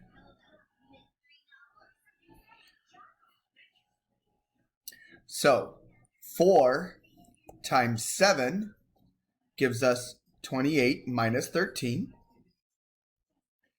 which 28 minus 13 is the square root of 15. Minus 5 times 7 is 35. Negative 20 plus 35 gives us 15. And can these two radicals subtract each other? Absolutely, because they're the same radical. So square root of 15 minus square root of 15 cancels out, leaving you with 0. So this answer is definitely valid. Okay? So let's jump into question number 22. So question number 22 is just an application problem. It says, when an object is dropped to the ground from a height of h meters, the time it takes for the object to reach the ground is given by the equation t equals square root of 2h all over g, where t is time, okay, t is measured in seconds, so it's time, and the acceleration g due to gravity on Earth is approximately 10 feet per second squared. If it takes an object 6 seconds before it hits the ground, find the height of the object from where it was dropped. Okay? So there are two variables in here we know. We know what t is, because it told us right here it takes 6 seconds. So we're going to put 6 in for t. We do not know what h is, because that's what we're looking for. It says find the height. H is the height. So we're going to have 2h. And we do know what g is, because that's right here. It says g, due to gravity on Earth, is approximately 10. So this is what we're looking at. There was that original equation. And here's with my plugged in numbers. 6 seconds and 10 feet per second squared. Okay? All we got to do is solve for h. Well, just like what we did before, our radical is by itself. So that means we're going to square both sides. And 6 squared is 36, equal to the square and the radical cancel out. That leaves us with 2h over 10. How do we get rid of division? We multiply. So that gives us 10 times 36, which is 360. So 360 equal to 2h. And then how do I get rid of multiplication? Divide by 2, divide by 2. H should be equal to 180. It should actually be feet, but down here it says meters, so don't worry about converting. It's actually just feet, because that's what our gravitational pull is figured in, feet per second. So no worries.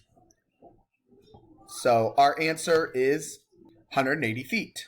No need to check this because it works out. It's fine. Nothing weird about that answer. All right. 23. So from 23, 24, 25, 26, 27, 28, and 29 are all coming from chapter 6. Okay, and I'll tell you what those are here. The very last question, we jump back to chapter 5.6 because it's going to talk about complex numbers. So 30 is from 5.6. 23 to 29 is all chapter 6. Kind of giving you a layout of what this is. 23 comes from 6.1. 24 comes from 6.2. 25, 26. Both of these come from 6.4. Okay. 27 is actually a combination of 6.5 and 6.6. 28 is coming from 6.6. And 29 comes from 6.6. So you can see that this test pretty much follows the order of the way that you learned everything. Other than that last question, number 30 is jumping back all the way to 5.6. But it's pretty much in order. So number 23 from 6.1. And I forgot to mention that number 22, that comes from 5.5. So 6.1, all they want us to do is take this, x squared plus 2x minus 8 equal to 0, and solve by factoring. Okay, so there's that 22 from 5.5. Okay. So 6.1, all we got to do is factor this and then solve. So this factors into x plus 4, x minus 2 equal to 0. Factor any way that you know how, whether it's the AC method, slide and divide. I taught my students can learn how to do the box method, guess and check, however you can do it. And remember that we have the zero product rule that says once I have two factors that are multiplying to 0, one of these has to be 0. So all we do is just set them equal to 0. And that's where our two answers are going to fall out. So one of our answers would be a -4 because you subtract 4 to both sides. The other answer will be a +2 because you will add 2 to both sides. And there it is. Done. That's number 23. Okay. Number 24. Again, we know that's coming from 6.2. So we're going to use the square root method on this. So -4t plus 7 is in parentheses squared equal to 64. Okay. So jumping in. Well, first things first, the square part is by itself. That's a good thing. So since this is by itself, how do we get rid of something squared? We use square roots, which is what the directions told us to do. So the square root is going to take care of this square, giving us -4t plus 7 equal to, and over here, be careful, most of you are going to put an 8 here, which is partially correct. Remember that anytime you take a square root of both sides, you need plus or minus in front of that answer, which the square root of 64 is 8, but it's plus or minus 8. Now, one thing that you can do is you can continue to solve for t, which is what we're going to do, in this format. Or really what's going on here with this plus or minus, it means that there really are like two equations here. There's a -4t plus 7 equal to 8, +8. And there's a -4t plus 7 equal to a -8. So you could separate this out into its two equations and then solve. Okay? But I'm going to work with this all together, just like this. So two ways to think about it. You can work with it all together, which is what I'm going to do, or you can separate these into the two equations, one with a +8, one with a -8, and then solve. It's your choice. Okay? You do you, boo. So To get t by itself, we're going to subtract 7 from both sides. Now, do not put these two together because you're not going to have plus or minus 1 here. That doesn't make any sense. Remember, this is like two different numbers right there. So what we have is negative 4t equal to negative 7 plus or minus 8. Okay? Don't put them together yet. We'll do that here in a second. Now, to get t by itself, we're going to divide by negative 4. Okay? So, continuing with number 24, 6.2. What we have then is we know that t is equal to negative 7 plus or minus 8 all over negative 4. So, how do we get our answers from this? We just separate this into the two answers that they are. One of our answers will be negative 7 plus 8 all over negative 4. The other answer will be negative 7 minus 8 all over a negative 4. Okay? That's why we couldn't put these together in this step right here and say that this is plus or minus 1 that we had right there, because it doesn't work like that. Okay? All right, so finishing this up, well, negative 7 plus 8, that gives us 1 over a negative 4. So there's one of your answers, which I would actually move the negative in front and call this just a negative 1/4. So there's one of your answers. Negative 7 minus 8 gives us negative 15 over negative 4. And a negative over a negative gives us a positive. So there's the other answer for t. Okay? You would have got the same answers had you just solved these separately in this step. Okay? This one would have been the negative 1/4. This one would have been the 15/4. There you go. All right. 25. So 25 says it wants you to run the quadratic formula, which is 6.4. So 5x squared minus 2x minus 6 equal to 0. So let's run this quadratic formula. Okay. So quadratic formula, if you don't remember, is x equals the opposite of b plus or minus the square root of b squared minus 4ac. All of that over 2a. And make sure that it is all over 2a, okay? Sometimes what I see is that many of you will put the division sign only under the radical, and you won't put it under the negative b. Okay, this whole piece right up here is all over that 2a. So make sure you watch out for that. So a is equal to 5. Our b is equal to negative 2. Our c is equal to negative 6. A, b, c. So the first thing I do is I actually run the piece under the radical first. I do this b squared minus 4ac, the discriminant. Because if something goes wrong, it's usually in this spot right here. So b is negative 2, so we're going to take negative 2 squared, minus 4. A is 5, and c is negative 6. Okay, so negative 2 squared is 4, minus 4 times 5 times negative 6 is negative 120, because I figured this number out first, and then I figure the second number out. I bring the minus down with it. I do not include this minus with that 4. That's where usually what happens, where we get in trouble. And now all I do is the subtraction. Or in our case, it's addition, because a negative by a negative is a positive. So that gives us 124. Okay? And now I just fill in the rest.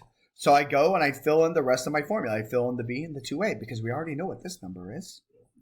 So x is equal to opposite of b, so that's a positive 2, plus or minus square root, well, we already know that number is 124, all over 2 times a, which is 5. So that gives us, doing a little bit of cleanup, 2 plus or minus the square root of 124 all over 10. So now what we have to do, just like what we did back in the rationalized problem, we need to reduce the radical and then see if our numbers in front reduce. Okay? Just like what we did in the rationalizing problem. So, we know that, oops, my paper's falling. We know that x is equal to 2 plus or minus square root of 124 all over 10. Let's go ahead and move that extra paper out of there. So first thing is, we're going to focus in on this radical. And we need to find the biggest perfect square that divides it. Well, the biggest perfect square that divides it is 4. The other number is 31. Square root of 4 becomes 2. Square root of 31 stays. So we're going to take this number right here and replace the square root of 124. So we now know that we've got 2 plus or minus 2 square roots of 31 all over 10. So we've reduced the radical. Now we look at our numbers in front. 2, 2, and 10. Is there a number that divides all three of these? And absolutely there is. 2 divides all of these. So we're going to go ahead and divide all those numbers by 2. And that's going to give us 1 plus or minus 1 square roots of 31. We don't divide the square root. And then 10 divided by 2 is 5. And this is where our answer lies. But for our test, they want you to separate them out into their two answers.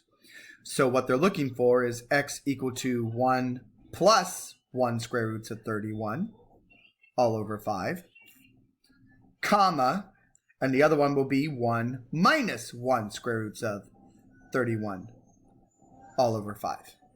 So they want you to separate them out. Okay? And that is what they're looking for on number 25. And again, that's from 6.4. As well as number 26. 26 is from 6.4 as well. Okay? So let's jump into that. Let's take a look at that one. I believe that's, well, almost our last word problem.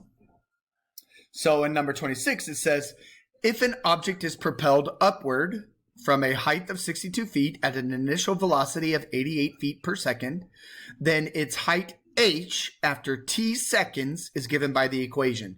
Notice they already put the 88 and the 62 in, so you're not going to use those numbers again. So h is equal to negative 16 t squared plus 88t plus 62.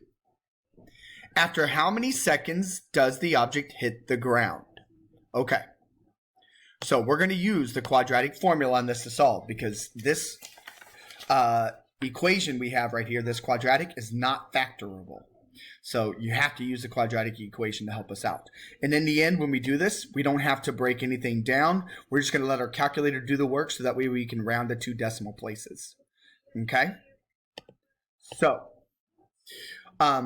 first off, they did give us one of these two variables in the question they're asking. Again, it wants to know what is the time it takes for the object to hit the ground. So we're looking for time. They actually gave us what h was. How high is an object in the air if it hits the ground? Hopefully you know that when you're on the ground, your height is 0. So they actually told us the height of the object that we're looking at. It's 0 because it hit the ground. And all we're going to do is run the same steps that we did back in 25. Okay? Our A is negative 16. Our B is 88. Our C is 62. Okay? So I run B squared minus 4AC. So B is 88. Minus 4 times our A is negative 16. Our C is 62. So 88 squared, 7,744, minus 4 times negative 16 times 62 is negative 3,968. So again, these numbers are going to get added together. 7,744 plus 3,968 gives us 11,712. Now all we're going to do is fill in the rest of the quadratic equation. So x equals the opposite of b, so that's a negative 88, plus or minus the square root of, that's our number right there, 11,712, all over 2 times a, which is negative 16. So what we're looking at, really, in the end, and what we want to run in our calculator, is negative 88 plus or minus the square root of 11,712 all over negative 32. So I'm just going to go to my calculator and let it do its job. I'm going to plug this exact equation in.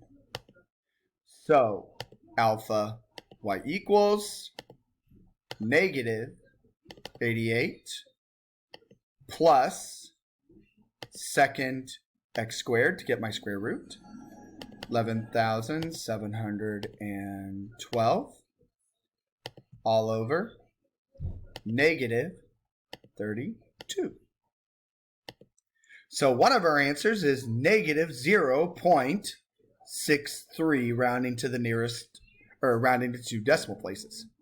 So the other answer, I'm not going to retype what I just did. I'm just going to grab our fraction, and all I got to do is change this plus to a minus. So I'm just going to scroll until I get, whoops, too far, to the plus sign, change it to a minus.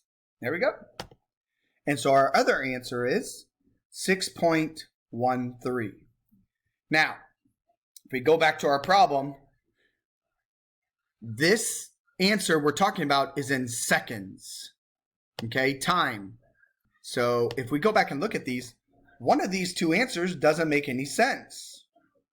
Hopefully you know that this one is the one that doesn't make sense. We don't have negative time.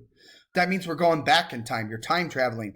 If you've learned how to time travel, please let me know. We will go into business and I will be a silent partner for you. Okay? So this answer gets thrown out, and this is the only one that we care about. 6.13 seconds. That's how long it will take that object to hit the ground. Okay? All right. 27. This is the one that's coming from 6.5 and 6.6. We're almost there. Almost there. So we've got this f of x equal to x plus 3 squared plus 4. So this thing is in what we call vertex form. Okay? And in vertex form, you could talk easily about transformations. Remember, vertex form looks like this. A, x minus h squared plus k. So in vertex form, we could talk about transformations because we care about what a, h, and k tell us. So a controls two things. Okay? So let's talk about a real quick. When we look up here in our equation, what number is a? Hopefully you know that a, it's right here in front of the parentheses, but there's no number there. Well, actually there is. Remember, there's that invisible 1 that exists there. So we know that a is actually 1. And since a controls two things, let's talk about that. The first thing, since a is positive, that means there's going to be no reflection. Okay? So remember, positive and negative a controls reflections over the x-axis. So there's no reflection, or in other words, what that means is it should look like a U, or in other words, it's a minimum. When your a is positive, it's a minimum. If a was negative, it would have been a maximum. It would have looked like an arch because it would have reflected over the x-axis. The other thing that a controls is whether there's a vertical stretch or compression. Okay? A vertical stretch happens when a is bigger than 1. Well, 1 is not bigger than 1, so there's no vertical stretch. A compression happens when A is less than 1 but bigger than 0. Well, 1 is not less than 1 either, so there's actually no vertical compression. Okay, so there's no vertical stretching making it, narrow, and there's no vertical compression making it wider. Okay, so that's what we know about A. Let me put my H back in here. H, you can see it is inside the parenthesis. So up here, this is the number that tells us our H.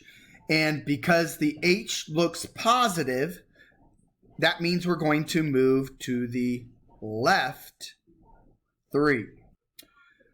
So the reason why we move to the left 3 is because the real H, look at the formula. The formula has a minus here.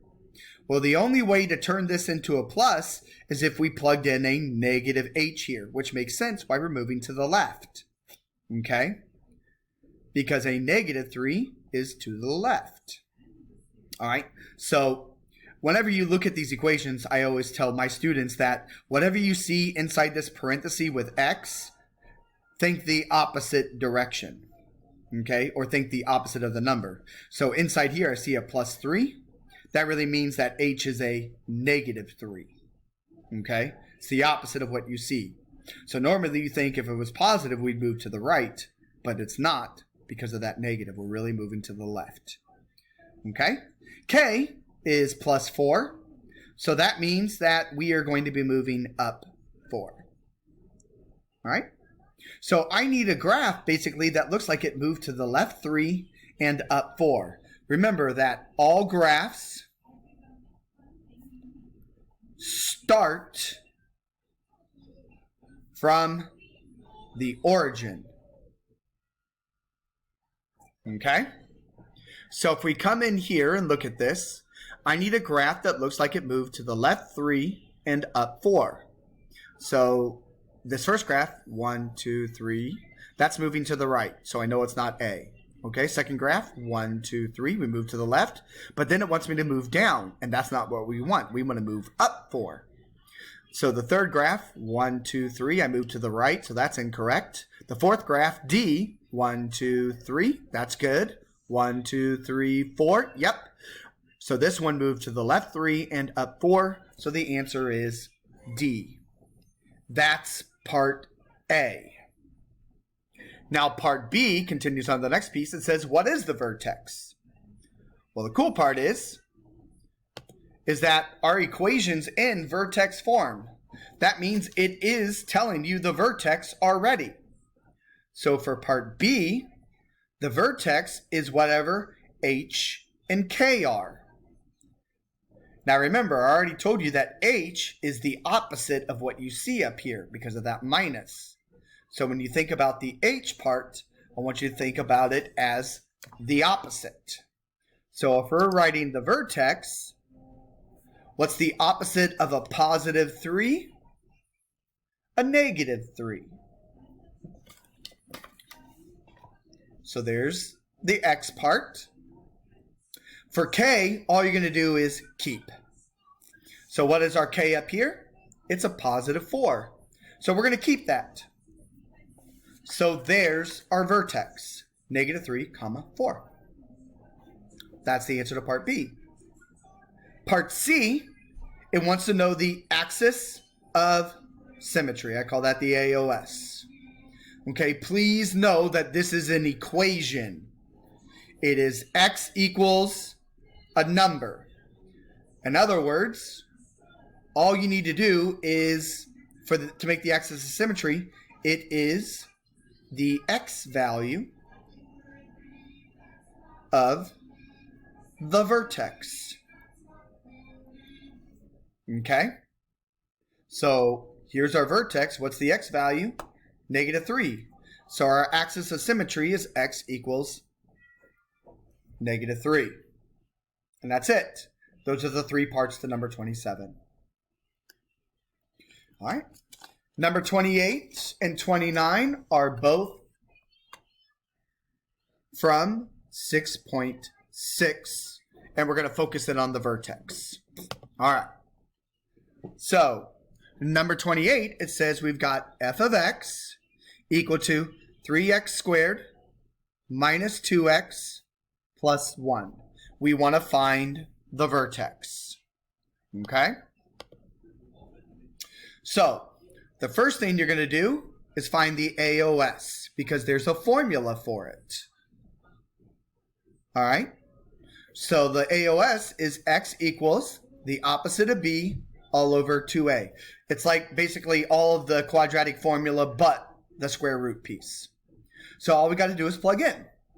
X equals the opposite of a negative 2 is a positive 2. And 2 times a is 3. So that gives us 2 over 6, which in the end, x is equal to 1/3. So now we know the vertex and we know the x part. Because remember, I just talked about that in the previous problem. If you know the axis of symmetry, it is the x piece of the vertex. So we know that the x value of the vertex is 1/3. How do we get the y value? All you do is plug in. We're going to take 3 times 1/3 squared minus 2 times 1/3 and add 1. That's how we're going to get the y value. So I just let my calculator do the work. So 3 times alpha y equals 1/3. And we're going to square it. And then we've got minus 2 parenthesis alpha y equals 1/3 parenthesis plus 1. That is the exact same way I wrote it on my paper. That's what I love about this calculator. See? That looks just like what I have right here. That's why I love this calculator. Again, the way I write it is the way I can put it right in my calculator. And now we know the y value is 2/3. So here is the vertex. In parentheses, 1/3, comma, 2/3. Number 29 is going to be just like that. We're going to find the vertex again. How do I know that? Because when I look in here, just by overviewing, I see this word maximum. Whenever you see the word maximum or minimum, you need to think vertex. So all they want us to do is find the vertex of this equation. Let's read about what it is.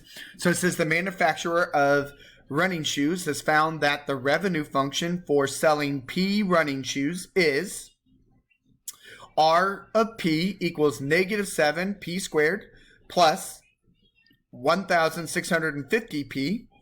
Find the maximum revenue. Maximum just means vertex. And in the end, we're going to round to the nearest whole number. Okay, so I'm going to write down our equation. R of P equals -7 P squared plus 1,650. Okay, so the first thing is that AOS. So x is equal to the opposite of b over 2a. So the opposite of b, this is the b part this time. So that's going to give us -1,650 all over 2 times our a, which is right here, -7. So that gives us -1,650 all over a -14. And again, I'm just going to let my calculator do the dirty work for me. Okay, get my paper to hold still. So I'm going to plug that in my calculator. So alpha y equals, because it will do some reducing. Not a lot, but some. 1,650. Oops, I forgot the negative. -14. And it gives us 825 over 7. So all we do now is take that 825 over 7 and plug it back into our equation. So R of P equals -7 times 825 over 7 squared plus 1,650 times 825 over 7. And then in the end, we're going to round to the nearest whole number. So I'm going to go to my calculator, plug that in, and get our answer. So we've got -7, parenthesis, alpha y equals 825 over 7. We're going to square that. And then plus 1,650 times 820,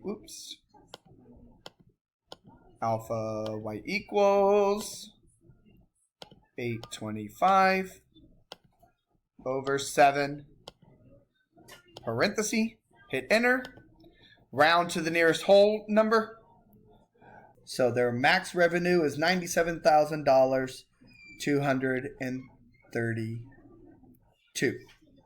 So there is the final answer. All right, one last problem. And again, I told you that this problem comes from 5.6.